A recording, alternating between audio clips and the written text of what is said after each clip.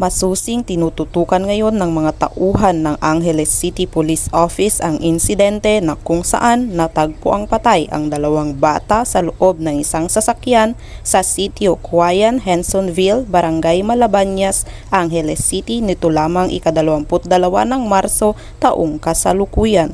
Kinilala ni Police Major Vicky C. Tamayo, Acting Station Commander, Police Station 4 Angeles CPO, ang mga biktima na sina Dariel A. Ibanez, 3 taong gulang at Marvin Miles Bula, 2 taong gulang na parehong residente ng nasabing lugar. Ayon sa ulat, iginarahe ng driver na kinilalang si Ferman Pamintuan, 33 anyos, ang sasakyan na Toyota Vios na kulay maroon sa harap ng bahay ng amo nito. Laking gulat umano niya nang balikan nito ang sasakyan at dito na tumambad ang dalawang bata na wala ng buhay. Agad naman siyang humingi ng saklolo sa mga otoridad. Sa kuha ng CCTV sa lugar, bandang 9:23 ng umaga na mataang naglalaro ang dalawang biktima sa lugar at maya-maya nga ay pumasok sa nakaparadang sasakyan.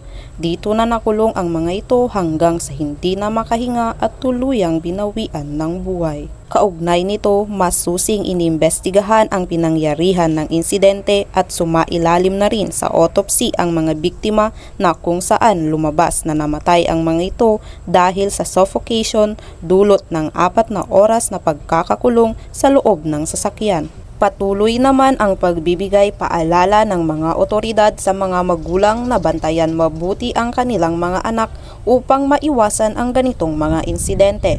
Layon ngayon ng kapulisan na mas paigtingin ang pagpapatrolya para maagapan ang mga insidente o krimen at mapanatili ang kaligtasan ng mga mamamayan. Mula dito sa Gitnang Luzon, ako ang inyong PNN correspondent, Patrolwoman Gilly Advincula Peña, alagad ng batas, tagataguyod ng balitang pulis.